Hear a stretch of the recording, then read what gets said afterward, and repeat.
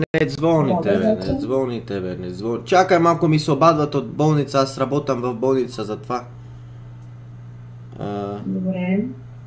Откъде сте вие, госпожо? Много сте хубава тази вечер? Всяка вечер. Всяка вечер сте хубава? Много ми харесвате тази вечер. Откъде сте? От България. От България. Ого. От кой град сте? Ти?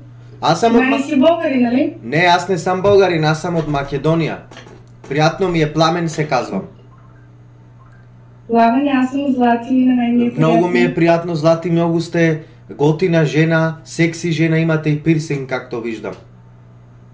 Имам много пирсинги, ама и ти си много хубав, имаш ли жена? Нямам си жена, аз не си падам, в смисъл не искам жени, не дека не си падам, ама няма как, аз съм роден за мисия в този свят. Ти да си падаш, тук ще си паднем с тебе, няма проблем, ами, аз си падам. Ами сега, ако паднете върху мен. Ами сега, ако паднете върху мен... Аз да търся мъж. Ами ако паднете... Пламен, да, Пламенчо. Ами ако паднете сега върху мен, това ще е без да искате, ама просто ще паднете. Каквото падне върху мен, аз го приемам, няма лошо. Ама аз съм роден с мисия да помагам на хората, защото аз виждам работи, например, който някой не може да ги вижда. Разбираш, аз помагам на хората, съм бил в телевизия, в българска телевизия, не знам дали си гледала. Сериозно? Да, помагал съм на доста българи съм помагал и съм ги излекувал от магия и от демонска енергия. Вие не ме познавате, май? Не. Не сте А на колко години сте вие, извинявай? На 37. На 37. Не изглеждате изобщо на 37. Не изглеждате. Изглеждате на много по-млада, на по-малка, на 31, 32. Мислих, че ще кажеш, че изглеждам на повече. Не, много си хубава. Аз такава жена секси до сега не съм видял тук по метивито. Пламене, мисля, че ще се влюбя в теб. Защо? Защото дека изглеждам като Рамбо? Май да. Може тук само на главата да съм Рамбо, ама надолу. Да ти кажа ли нещо? Това малко ми прилича на прашки. На прашки? Не, просто вървка си е, вървка. Вървка, бе? Връзка. Приличат на прашки. Мисля, че някакви прашки си закачи трофей на глава. Не, бе, аз съм роден с мисия, аз помагам на хората. Няма как да се стаковам да слагам прашки. Ама сериозно, не се шегуваш, нали? Не се шегувам. Вие имате проблеми, Да, аз виждам в твоите очи дека ти имаш проблеми. Вие и през нощта изобщо не спиете, сте в някаква депресия.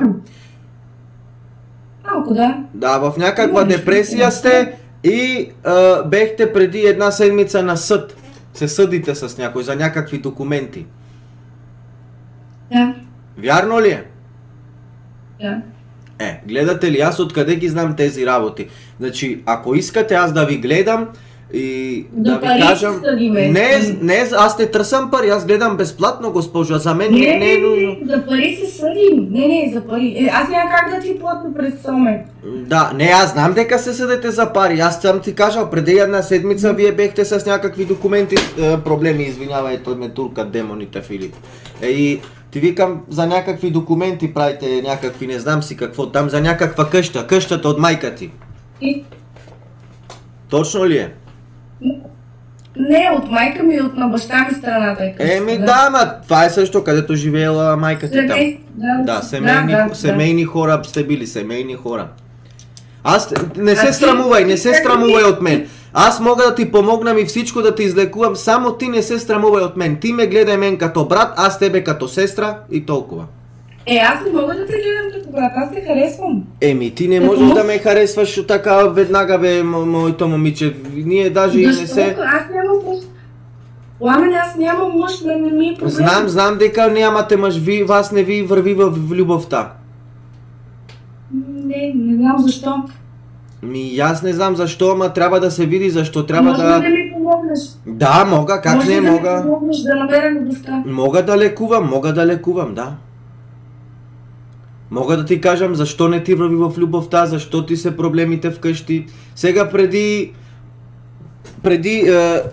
месец контактуваше с един човек и нещо не ти харесваше и направо скъсахте контакта в WhatsApp.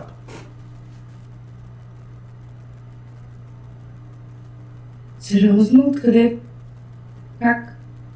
Еми аз виждам работи, които някой не може, бе, госпожо. Аз съм Пламен Лева Копачка. Какво? Пламен Левата Копачка. Така ми се казва и в телевизията, където излизам, и така хората ме познават като Пламен Лева Копачка. Аз виждам дека ти преди месец дена си се пишала с някой на WhatsApp и просто не ви вървеха работите и направо скъсахте.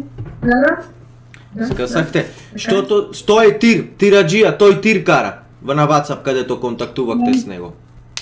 Точно ли? Да. Виждате, господо, дека аз не лъжам и виждам работи, които някой не може.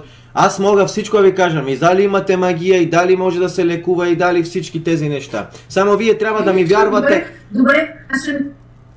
О, какво стана сега госпожата? Започнахме да му гледаме.